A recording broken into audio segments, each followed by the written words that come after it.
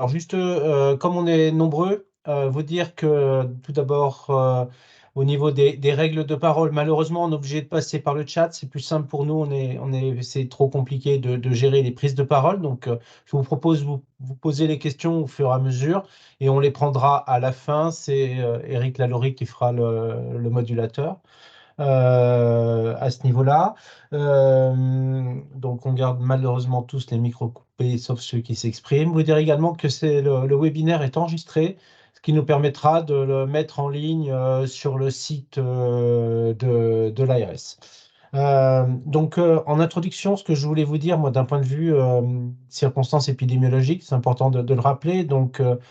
On est dans la période traditionnelle des virus de l'hiver et un peu plus puisqu'on a le Covid et des petits nouveaux. Donc, si on fait une situation au niveau de la bronchiolite à l'heure actuelle, on est complètement en phase épidémique avec une montée des taux assez importante. On n'est pas au stade de l'an passé, c'est-à-dire qu'il n'y a pas de débordement au niveau hospitalier.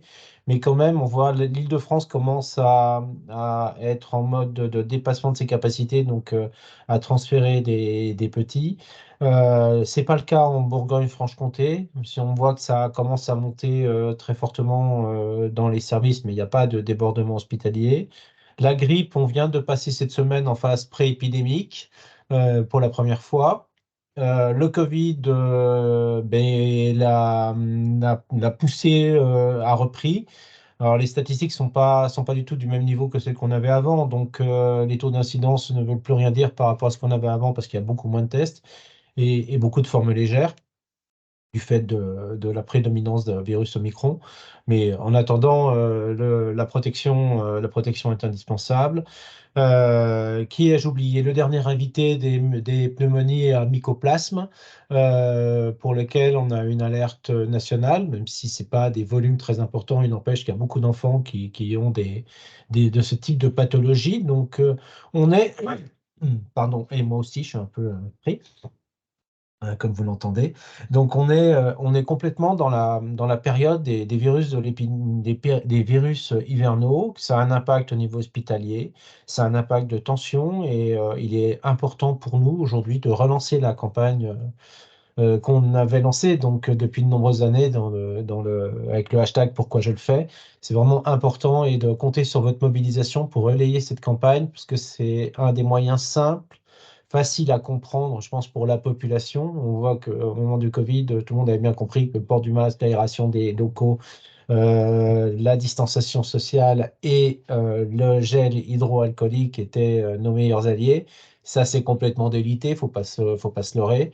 Il est important pour nous de relancer cette campagne parce que il faut remettre le métier sur l'ouvrage, toujours rappeler l'importance de ces gestes barrières. Donc, on fait un webinaire, donc vous posez vos questions au fur et à mesure, et puis on répondra à la fin avec l'ensemble des personnes qui vont participer. Je laisse la parole, je crois que c'est Eric Lalaurie qui prend la suite. Eric, je te laisse la parole. Merci Alain, mais je passe tout de suite la parole au docteur Laurent Marié. Merci à toi, Eric. Peut-être juste la diapositive suivante pour essayer de poser un petit peu le contexte après les constats épidémiologiques de M. Morin.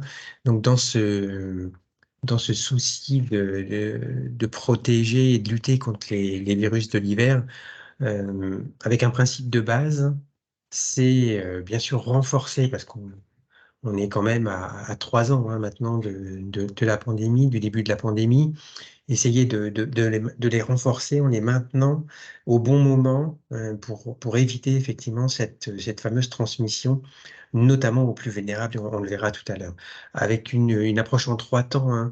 Euh, un premier temps, un premier concept, pardon, qui est la responsabilisation à la fois des personnes, mais aussi des structures, des institutions qui peuvent être relais et leur rôle à jouer.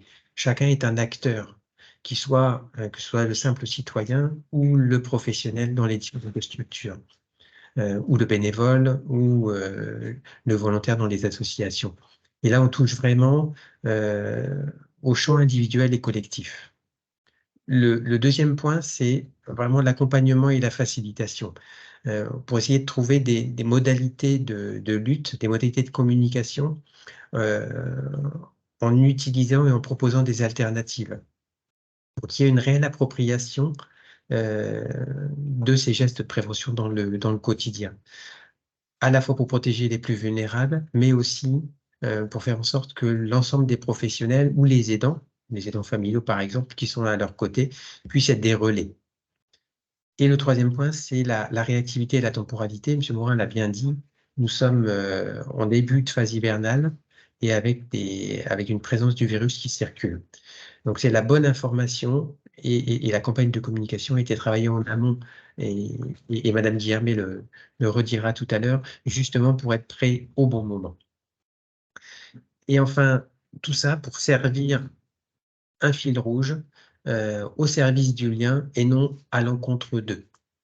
Avec là aussi une approche globale sur l'ensemble des virus, on l'a évoqué, pas uniquement le Covid, mais l'ensemble des virus ou des germes qui peuvent toucher la population.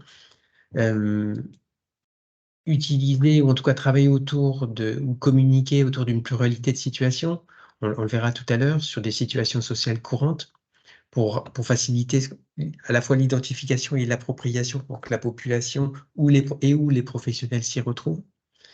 Ça fasse écho en miroir et en utilisant classiquement ce qu'on retrouve bien évidemment dans le champ de la prévention, mais pas que, dans le soin classique aussi, la notion de compétence psychosociale et puis visant à l'appropriation de ces gestes. Très rapidement, 3 publics qui nous paraissaient collectivement les plus importants. Le public, les jeunes, notamment les 0-3 ans, le public senior, et puis la population générale dans les milieux de vie, là où il y a des regroupements de personnes, que ce soit les transports en commun, les lieux de culture, les lieux sportifs, les commerces, les grandes surfaces. Donc, voilà un petit peu les 2 ou 3, enfin les quatre choses importantes. La notion de fil rouge, on est au service du lien et on vise les publics, l'ensemble des publics, mais avec un zoom particulier sur le jeune et le public senior. Madame Guillermet. Merci. Donc, je me présente pour ceux qui ne me connaissent pas. Élise Guillermet, directrice des programmes à l'IREPS, et je suis anthropologue. Depuis 4 ans, ensemble, nous avons démarré une approche participative. Juste pour rappel, les étapes que nous avons passées ensemble. Nous avons ensemble réfléchi à cette question de comment faire pour que les uns et les autres, on s'approprie les mesures préventives. Comment faire pour que chacun, à l'échelle individuelle et collective, les mesures préconisées nous semblent applicables et acceptables? Comment faire pour qu'elles soient en cohérence avec nos expériences affectives et quotidiennes?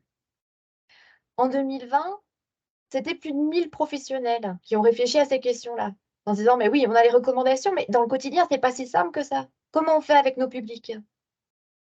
En 2021, on s'est questionné en se disant, comment pérenniser ces gestes? Monsieur Morin le disait, on a bien vu que l'adoption des gestes s'essoufflait au fur et à mesure dans le temps. Alors, comment faire pour qu'ils continuent d'avoir du sens pour les gens? C'est la question qu'on s'était posée en 2021. En 2022, on s'est demandé comment faire pour que ces gestes soient appliqués pour la prévention des autres virus et pas seulement le Covid. Est-ce que c'est possible? Qu'est-ce qu'on est prêt à garder? Qu'est-ce qu'on veut changer? Et à cette occasion, on a vu qu'il y avait des sujets qui étaient des impensés collectifs, c'est-à-dire qu'ils ne venaient pas dans la discussion, des interactions qui nous posaient particulièrement problème. Et on va y revenir dans le détail. En 2023, vous avez été une trentaine de volontaires, j'ai vu des noms, j'ai retrouvé des noms dans la liste des participants, merci, qui ont décidé de travailler avec nous à creuser ces questions-là, à se dire autour de ces points charnières, qu'est-ce qu'on peut faire? Qu'est-ce qu'on peut faire changer? Quel changement de comportement on pourrait essayer d'amener et comment? À chaque fois qu'il y a eu une phase de consultation, ce que nous avions discuté ensemble a été soumis à un groupe de travail régional composé des acteurs de la santé publique qui répondent aux risques épidémiques et qui sont aussi parmi les participants. Donc, c'est bel et bien une réflexion collective qui est engagée, pluridisciplinaire et intersectorielle. Alors, quels éléments avons-nous définis ensemble? Des éléments stratégiques et ce que nous avons mis en avant, nous, au niveau régional, rentre en cohérence en ligne directe avec les recommandations du Haut Conseil en santé publique, qui a publié un rapport en décembre 2022 en tenant compte de la littérature scientifique publiée sur le sujet, en faisant le point sur les mesures qui étaient nécessaires, qui étaient efficaces, et sur les leviers que nous pouvions mettre en œuvre. Ces leviers sont classés selon les 5 axes de la Charte d'Ottawa, que la plupart d'entre nous connaissons, et qui sont là présentés dans l'infographie. Alors, vous ne pouvez pas lire, je vais faire le zoom, moi, pour qu'on puisse faire le lien entre les éléments. Il y a 3 des axes que nous privilégions. Dans notre discussion collective, nous avons privilégié. Axe de créer des milieux favorables. Qu'est-ce qu'on entend par créer des milieux favorables? C'est créer le contexte sociologique qui va venir faire que se protéger les uns et les autres des virus devient la norme sociale, devient ce à quoi on se réfère. Comment le faire? La communication est une stratégie essentielle pour cela. Et comment le faire? En tenant compte de la dimension affective, parce que nous sommes tous des êtres d'émotion, des êtres d'affect, et que cela joue dans nos prises de décision. Donc, trouver une façon de passer le message qui soit cohérente avec nos valeurs, avec nos normes, avec nos émotions. Autre axe, développer des actions communautaires par la mobilisation sociale, notamment, qui permet de passer les messages et de renforcer le pouvoir d'agir. Nous nous sommes dit collectivement que la façon de passer le message pour qu'il soit davantage audible, que nous acceptions de l'entendre quand il était passé par nos pairs, par des gens qui occupent la même position sociale ou qui vivent la même expérience, en tant que parents, en tant que grands-parents, en tant que professionnels. Là, nous étions prêts à entendre les messages. Autre influenceur décisif, c'est nous tous. Ce sont les sensibilisateurs de proximité, les professionnels qui bénéficient d'une légitimité pour transmettre les messages. Troisième axe, venir renforcer les aptitudes personnelles. Donc, vous voyez, on passe du niveau social collectif au niveau individuel. Comment faire pour que la norme, que la compréhension pour la prise de décision et le pouvoir d'agir deviennent individuelles, viennent agir dans la prise de décision. On le sait, c'est développer les connaissances et la compréhension des connaissances, en faisant en sorte que la transmission des messages soit adaptée à ce que les uns et les autres peuvent comprendre. C'est ce qu'on appelle la littératie en santé. Et là, le rôle des professionnels de santé est crucial pour permettre que tous les moyens de prévention soient compris, entendus et que leur complémentarité soit bel et bien perceptible pour tout un chacun.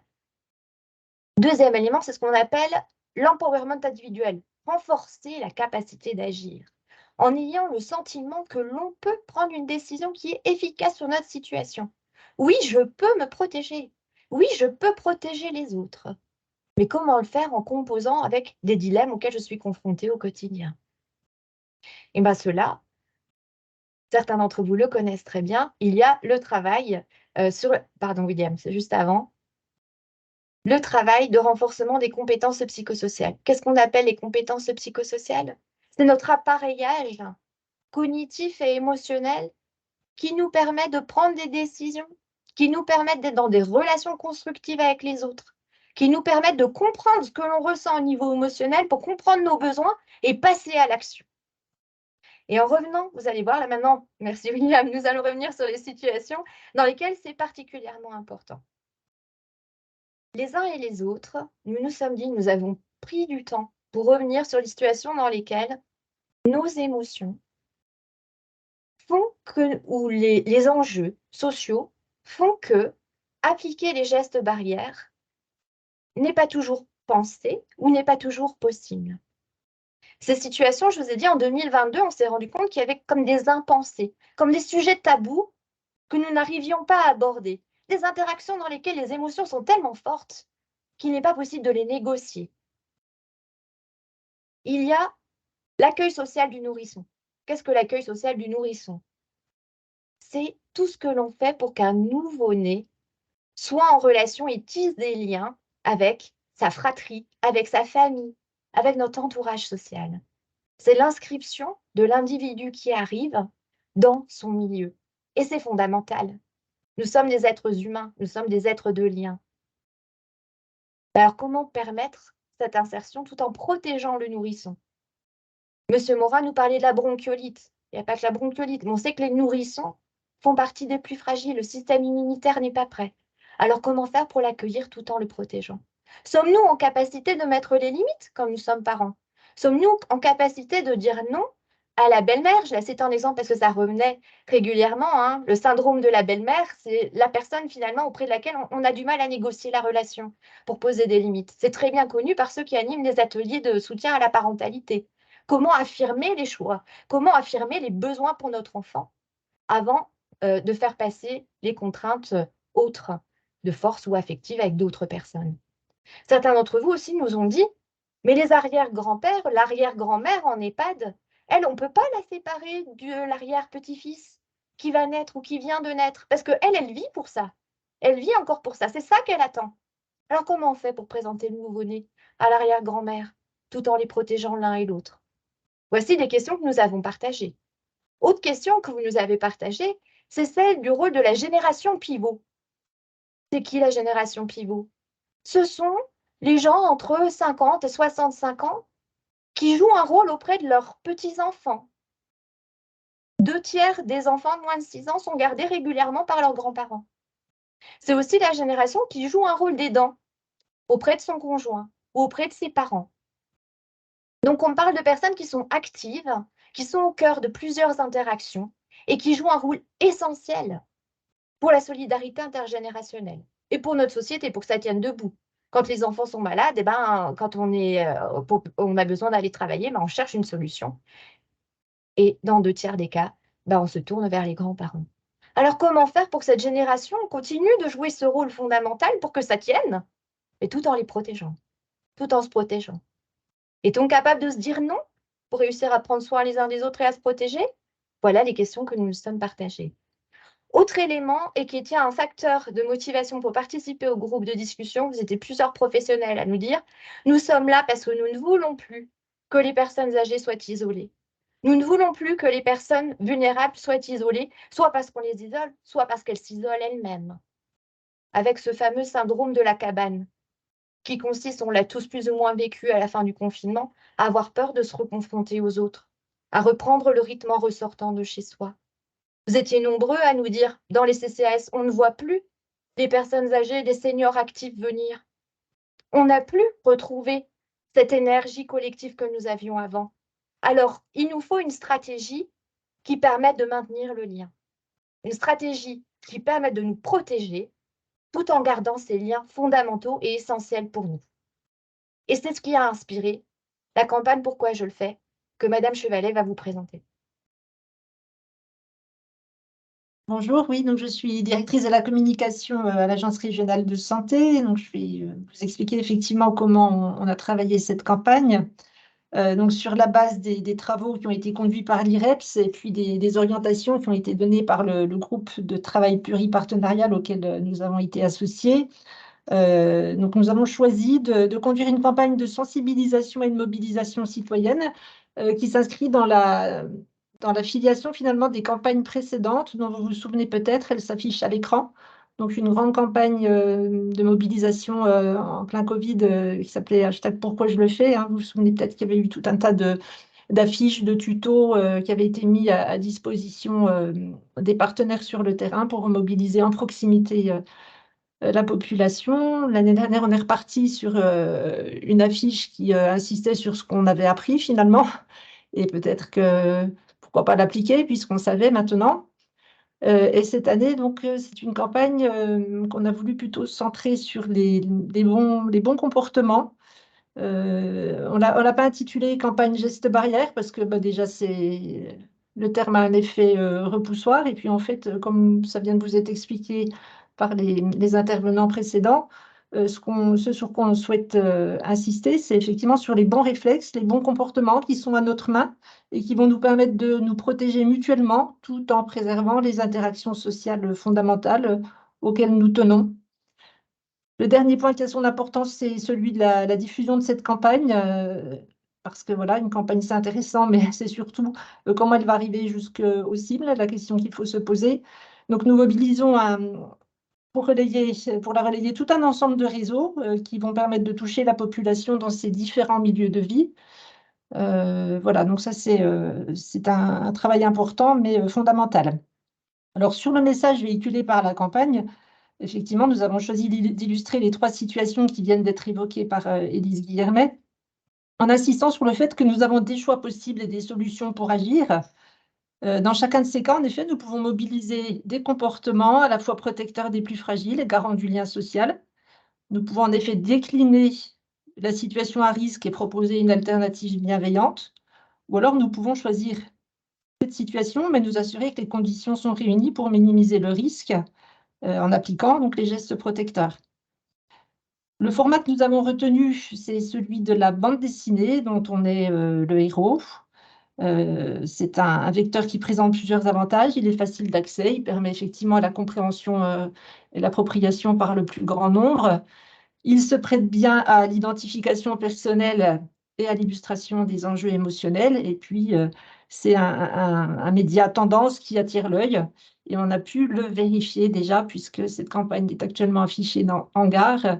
Et son côté voilà, un petit peu novateur, on va dire, semble attirer les passants. Alors, on va vous présenter donc ces supports qui ont été conçus et qui sont mis à votre disposition sur un site dédié. C'est mon collègue William Traversier qui est à la manœuvre sur ce dossier, qui va vous expliquer en quoi tout cela consiste et comment on peut y accéder. Et puis d'avance, mais je vous remercie pour le relais que vous voudrez bien en faire. Et puis, bien sûr, on se tient à votre disposition pour toutes les questions que vous pourriez vous poser. Voilà, William. Oui, bonjour à tous. Donc, William Traversier, je suis chargé de communication à l'Agence régionale de santé. Je vais vous présenter les différents supports qui sont la traduction donc, du coup, concrète de toute la réflexion qui a été portée et exposée juste avant moi. Donc, vous avez le résultat final effectivement sous les yeux avec la traduction sous forme de 3 BD.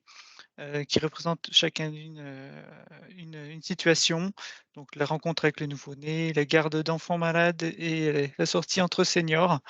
Et comment elle fonctionne? Alors vous avez une première partie qui expose le dilemme auquel les personnages sont confrontés. Sur cette planche-ci, vous avez la garde d'enfants malades, c'est-à-dire qu'on a un enfant malade qui soit refusé l'accès à la crèche à cause de la fièvre. Donc du coup, les grands-parents se sont proposés pour garder l'enfant. Alors du coup, le dilemme, est-ce que je fais garder mes parents l'enfant par mes parents, sachant qu'ils peuvent être vulnérables à la maladie, ou alors il faut que je trouve une autre solution. Voilà, donc, et on expose 2 solutions possibles au verso. La solution 1 étant, voilà, je préfère décliner gentiment, effectivement avec bienveillance en tout cas, la proposition qui m'est faite, en expliquant le pourquoi, et puis en proposant une alternative en disant, voilà, dans ce cas présent, je vous propose de passer une journée à la maison dès que l'enfant ira mieux. On passera une journée tous ensemble. Voilà, on est toujours dans le côté positif de la chose, même si on décline la première proposition qui nous était faite. Et la deuxième solution, c'est OK, on accepte, mais on met en place les gestes barrières. Donc là, effectivement, l'enfant sera gardé par les grands-parents et les gestes barrières deviennent un outil effectivement pour la protection voilà, des personnes vulnérables. Donc ce schéma-là se décline sur les trois BD que je vous ai montrés juste avant. Et ces 3 BD, on les a déclinés sous différents formats pour que ça soit adaptable en fonction du réseau de distribution, de diffusion auquel on veut participer. Donc on a des BD qui seront disponibles format imprimable A5, mais on a également conçu une version web interactive ce qui nous permet d'avoir voilà, la première partie qui s'affiche avec le dilemme. Et puis après, on a 2 boutons. Je vous montrerai où on accède à l'une ou l'autre solution en fonction de notre choix. On est vraiment dans la BD un peu dont vous êtes le héros. Peut-être que vous avez tous connu ça à une certaine époque où on choisissait en fonction de nos choix. Effectivement, l'histoire changeait au fil de l'eau. Et puis donc on a une déclinaison également en affiche qui est également imprimable, cette fois-ci en format A3. On a nous effectivement augmenté en termes de taille pour les faire pour les exposer effectivement en gare actuellement, dans les gares de Bourgogne-Franche-Comté. Et puis on a la déclinaison également carrousel pour les réseaux sociaux. Donc c'est un format un peu résumé des BD en 5 slides qui permet d'avoir le message tout de suite, mais qui renvoie également vers la BD plus complète sur le site internet. Donc toutes ces versions, toutes ces déclinaisons, vous les retrouverez sur le site web dédié pourquoi-je-le-fais.fr, qui est un véritable centre de ressources pour vous, pour pouvoir à la fois consulter, mais également partager la campagne. Donc je vais voilà, vous afficher le site pour que vous puissiez avoir un petit aperçu du fonctionnement et puis voilà, du contenu dont il est possible d'utiliser. Donc on arrive sur la page d'accueil de Pourquoi je le fais et vous avez accès directement aux trois BD en version interactive. Et quand vous cliquez dessus, voilà, vous avez la BD qui se défile verticalement, ce qui permet d'avoir une utilisation optimisée, surtout pour le mobile. Et puis à la fin de la première planche, eh ben, vous avez accès à l'une ou l'autre des solutions et la suite se déroule. Et si vous souhaitez effectivement voir pour l'autre solution, celle que vous n'avez pas pris juste avant, eh ben, vous y avez accès juste en dessous. Voilà, ce qui permet d'avoir l'ensemble des possibilités qui s'affichent et après de basculer sur la prochaine BD pour avoir le prochain message. Si je retourne sur la page d'accueil, donc vous avez effectivement les 3 BD qui étaient ici, mais vous avez également en dessous la section « Je partage » et c'est là où vous avez véritablement tous les éléments de cette campagne que vous pouvez effectivement diffuser à travers vos propres réseaux. Donc les bandes dessinées A5, et là donc vous avez accès aux différents PDF à imprimer, des affiches A3, mais également vous pouvez copier le lien et donc là vous aurez directement le lien d'accès vers les planches numériques interactives. Mais vous avez également en dessous les carousels réseaux sociaux, les 3 carousels, donc un par chaque BD. Voilà.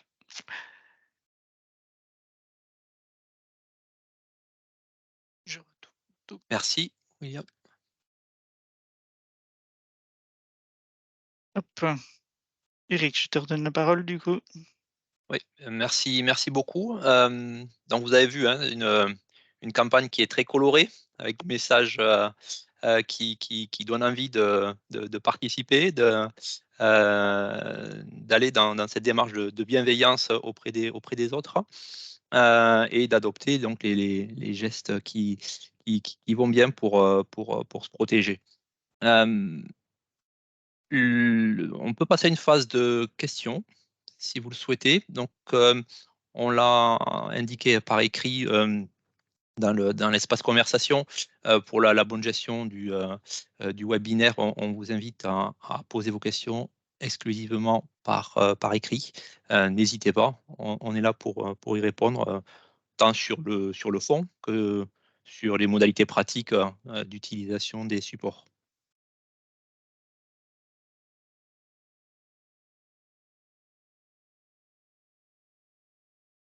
Attendre un petit peu si vous souhaitez, voilà, le temps que ceux qui souhaitent écrire puissent écrire.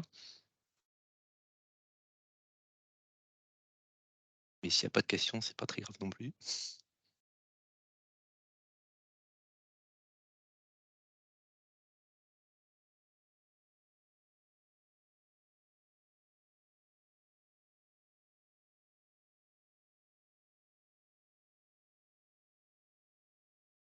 Alors, on a une première question. Je souhaite diffuser ces supports sur mon site internet. Préconisez-vous un lien hypertexte ou un affichage?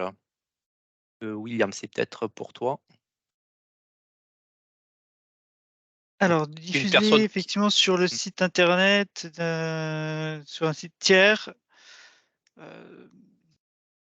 le mieux, effectivement, c'est peut-être de faire un lien hypertexte vers le site dédié. Comme ça, toutes les personnes auront l'intégralité des ressources, en tout cas, et pourront voir l'atmosphère, en tout cas, de la campagne. Donc, moi, ouais, je préconiserais effectivement de copier le lien et puis de l'intégrer effectivement sur le site internet. On a une deuxième question sur la date de mise en ligne de Ah. ces supports et de ce site internet. Pourquoi je le fais? Donc du coup, c'est déjà en ligne. Vous pouvez tout à fait dès maintenant y accéder, télécharger les contenus et commencer à diffuser effectivement la campagne. La campagne en gare d'ailleurs est active depuis lundi déjà. Et concrètement, pour se connecter au site, donc l'adresse était indiquée, mais alors on va vous renvoyer les éléments par de toute façon de lien à toutes les personnes qu'on a invitées. On va vous faire suivre le lien, mais voilà, sinon depuis Internet, je pense qu'on peut aussi y accéder assez facilement en tapant pourquoi je le fais. Pourquoi je le fais.com, tout à fait. Ou sur le site internet de l'ARS également. Vous pourrez, il y aura un Il lien y aura qui sera fait effectivement un lien certainement. très prochainement sur le site internet de l'ARS, oui. Ensuite, pour les affiches en A5, ce ne sera pas possible de les imprimer à la résidence. Pouvons-nous avoir des affiches? Format max A3, oui, vous avez des affiches en A3 qui sont présentes sur le site Pourquoi je le fais. Vous pouvez les télécharger, les imprimer. Alors les affiches sont définies en fait les affiches sont à A3, effectivement les planches BD sont à A5. Mais il est à mon avis tout à fait possible de les imprimer un peu plus grands que le format A5 s'il y a besoin, oui. Est-ce que vous avez communiqué auprès des structures médico-sociales du département et au-delà de la région? Alors oui, les structures médico-sociales étaient invitées d'ailleurs au webinaire et seront toutes destinataires des supports à l'issue de ce webinaire.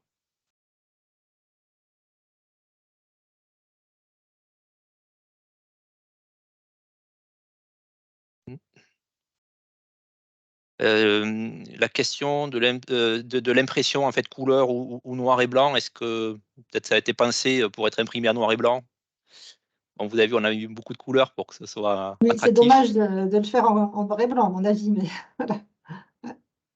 C'est un univers coloré, assez peps comme les campagnes précédentes, hein. Il y a un parti pris positif et bienveillant qui ressort aussi dans la couleur, me semble-t-il. Mais bon, après, si on ne peut pas faire autrement, c'est pas mal aussi.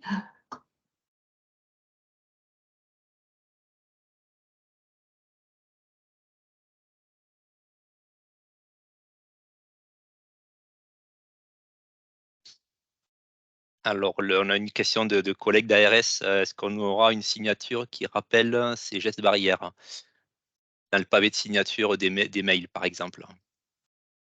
Alors à ce jour, on n'en a pas de prévu. Après, effectivement, pourquoi pas? On va à voir effectivement, c'est une demande, à voir effectivement. Oui, on peut essayer d'en créer une, tout à fait.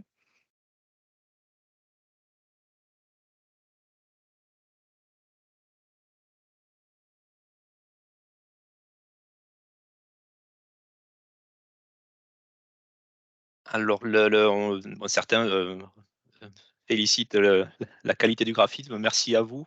Et pouvez-vous nous en dire plus sur la conception de cette campagne et les illustrateurs impliqués? Sur la conception et de la campagne, on vous l'a expliqué, je pense, au travers de ce webinaire.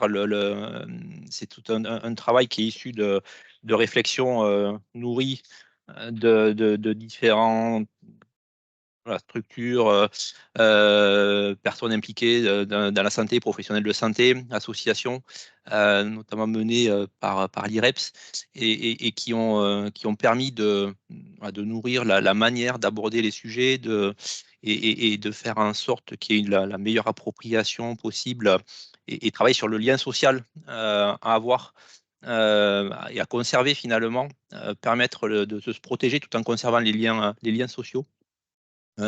Donc c'est vraiment un travail de réflexion collectif qui a été mené. Et ensuite, Fabienne Chevalet a expliqué le choix que l'on a fait de le présenter sous forme de BD pour le rendre facilement accessible, on va dire, au plus grand nombre sur des messages courts et illustrés. Je ne sais pas si les collègues veulent ajouter des éléments. Peut-être on peut préciser que c'est un spécialiste, c'est un illustrateur, enfin une société qui s'appelle Your Comics et qui a déjà pratiqué la BD en santé. Voilà, donc nous, après, on a choisi un style de BD. On a travaillé d'ailleurs avec le petit copil. Ça paraît rien, mais surtout les détails du langage, les détails des gestes, des décors, des éléments de décor. Hein. Je rappelle que nous avons choisi un thermomètre auriculaire plutôt qu'un thermomètre frontal pour sa meilleure réputation. Voilà, donc tout a été décortiqué et bon, il y a effectivement un travail de fourmi pour arriver à cette production. Mais voilà, très passionnant puisque nous avions des experts donc aussi bien médicaux, scientifiques, dans l'anthropologie, etc. Donc c'était vraiment très, très intéressant.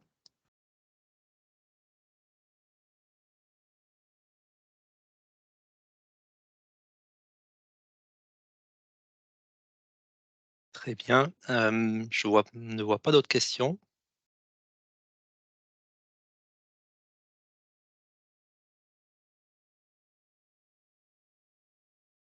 Donc, comme vous l'a dit, si peut-être, est-ce que les représentants des usagers vont-ils être associés à ce projet? Oui. Les représentants de la CRSA étaient invités déjà à ce webinaire, ont reçu l'invitation et seront aussi destinataires du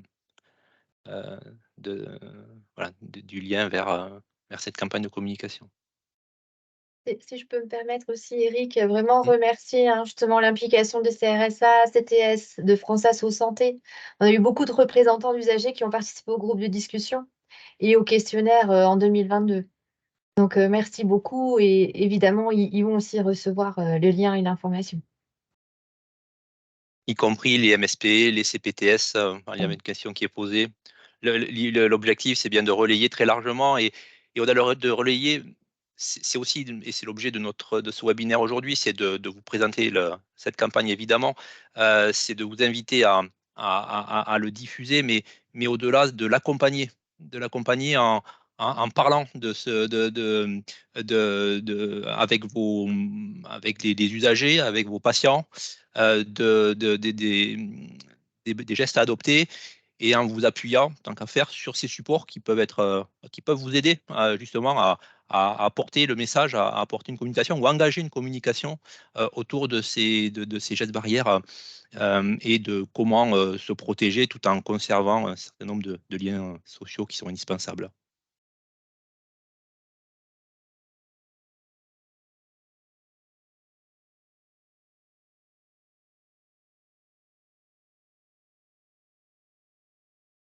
Je ne vois pas d'autres questions. Il y avait une question sur les CPTS, je crois qu'on a vu passer, Eric. Oui, est-ce que toutes les CPTS sont impliquées? En tout cas, elles seront toutes destinataires. C'est ce que je disais des supports. Alors peut-être que Fabienne, il y a plus. Je pense C'est que nos directions territoriales qui doivent les mobiliser. Ouais. Et donc, on va renvoyer un deuxième message avec le lien cette fois que le webinaire est passé.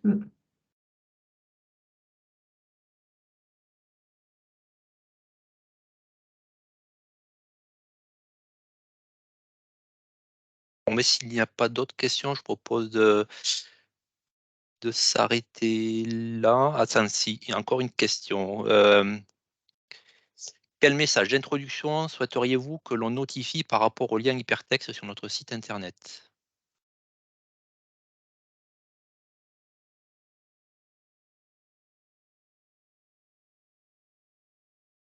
Je ne sais pas qui pose la question, ça dépend peut-être de la...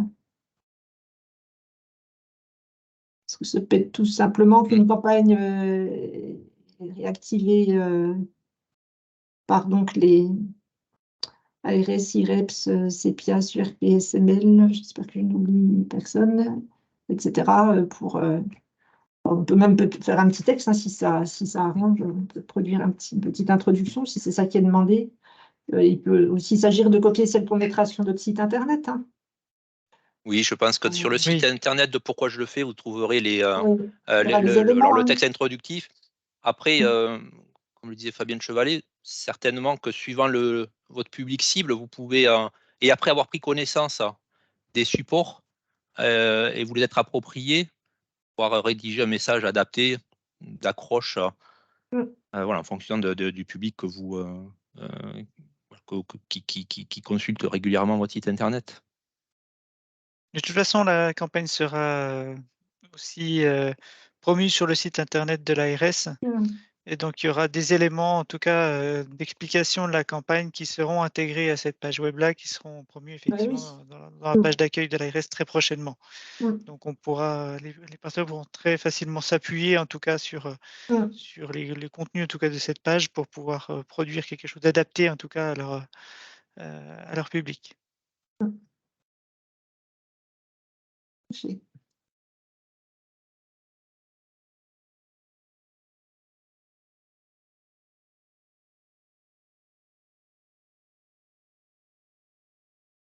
Ok.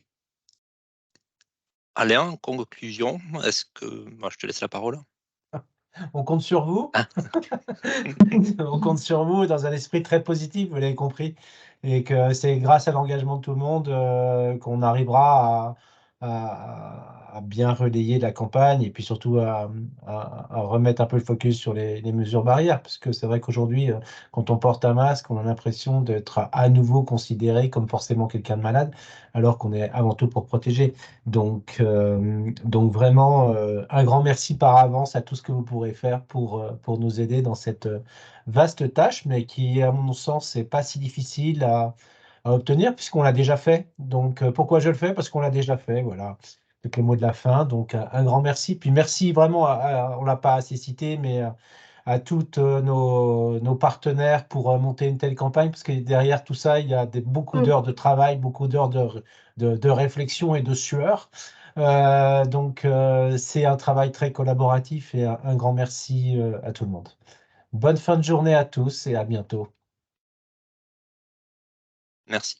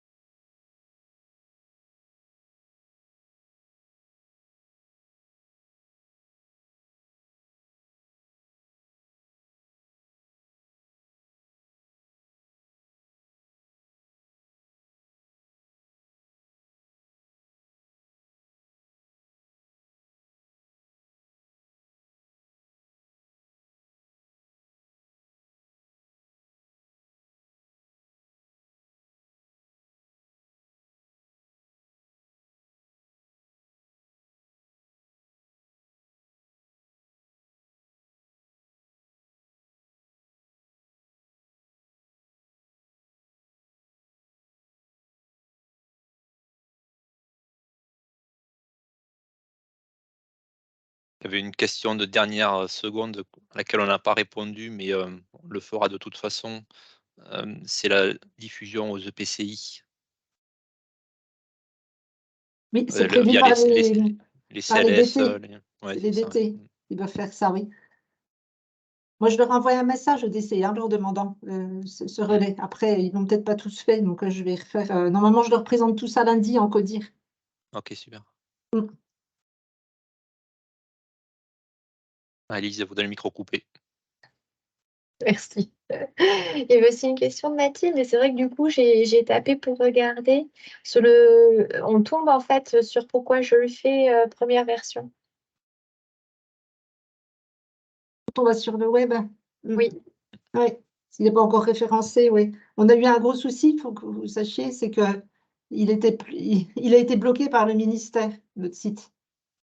Ça ne s'invente pas, hein. Donc Et pour une aujourd'hui, raison technique, hein. ouais, parce que c'est un site bizarre, en .com, etc. Ah oui, Donc, sur il y le a système de protection. voilà, il y a eu tout un tas de filtres et c'est monté très très haut dans les filtres, au maximum, quoi. Et donc, tout à l'heure, il était plus, on ne pouvait pas le consulter. Mais tant qu'on va pas aller dessus, on ne va pas le voir apparaître, c'est sûr, hein.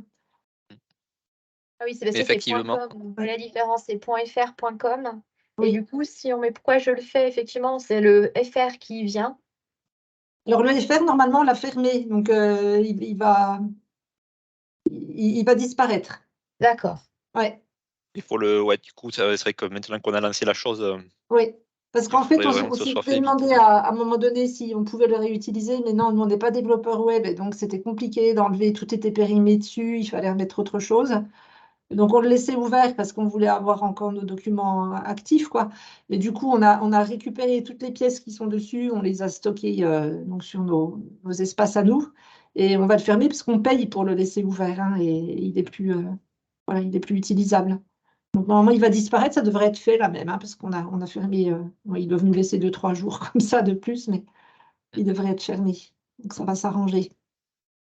À vérifier, parce que sinon, si ça doit durer quelques Mm. jours, c'est je sais pas, mais techniquement, je connais pas grand-chose, mais de faire de voir s'il n'y a pas un renvoi automatique qui peut se faire, Ouais, on hein, va regarder ou ça, s'il oui. n'y a pas, en gros, en en-tête de mettre un message en disant, en renvoyant sur Oui, sur le je nouveau vais site, voir. hein. Mm. On va voir ça avec le prestataire, oui, en effet.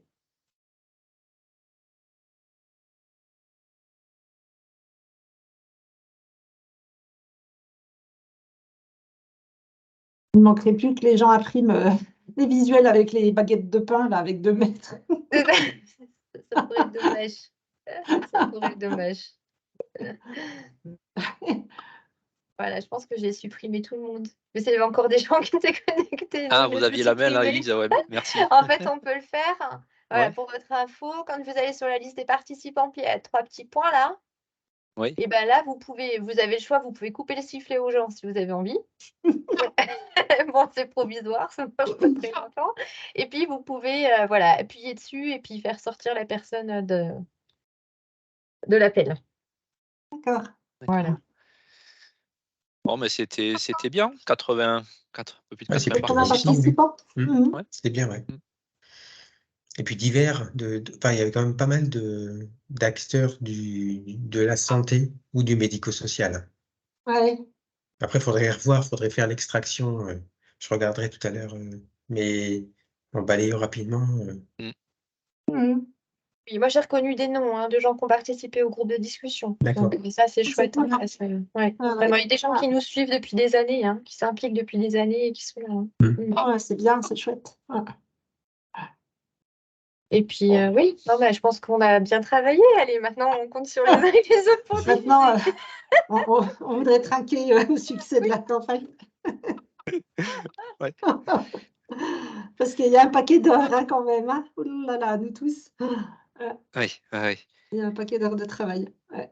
Mais on est content parce que c'est pour un bon résultat. Voilà. Ah oui, moi, je suis contente du résultat. Hein. Vraiment, ça fait plaisir. Hein. Ouais. Et puis on le sort au bon moment. C'est En comme l'an plus, ouais, dernier, on est dans le bon timing, je trouve, hein. on est trop Ah, on fort. peut Hein. pas Chaque mieux, fois, là. ça sort au bon moment. Parce qu'il commence Et à y oui, avoir un peu ouais. l'épidémie, là, de signes épidémiques, hein. Ouais. Et au ministère, ils commencent à s'inquiéter. Là, il faut vite faire remonter les campagnes qu'on fait. Bah, ça tombe bien hein, parce que aujourd'hui même. Oui. Il n'y a pas des prix nationaux, là, auxquels on peut candidater? Si, je ne sais pas si on le fera, mais nous, on candidate de temps en temps à Capcom, qui est c'est les Césars de la communication publique. Alors, c'est le petit quart d'heure de gloire, je vais vous dire ça, parce qu'en fait, on est la seule ARS à avoir déjà été nominée 4 fois dans la shortlist des 20 derniers. Wow, c'est beaucoup. C'est pour des campagnes. Voilà. Il y a 2 autres ARS qui ont réussi une fois, c'est tout. Mais nous, on a déjà eu 4 fois. Donc, on se demandait si celle-là, on ne la remonterait pas. Et pour c'est fin d'année, donc ce serait pour fin 2024. On verra. Oh, bah, ce serait bien. Ouais. Bah, ça fait une petite reconnaissance extérieure, quoi. Alors, on ne gagne jamais parce que c'est plutôt les collectivités territoriales, hein, qui sont à l'honneur. C'est un réseau plutôt voilà, de collectivités. Mais déjà d'être dans les 20 premiers, c'est un beau succès, on va dire, parce qu'on est 180 en général à peu près, 180, Ah oui, 200. oui. Quand Très bien. voilà, on peut essayer. Ok. Bon, mais merci beaucoup en tout cas pour tout ça. Merci à vous. Oui, mais merci à tout le monde. C'était un plaisir de travailler avec vous tous. J'espère que ça recommencera.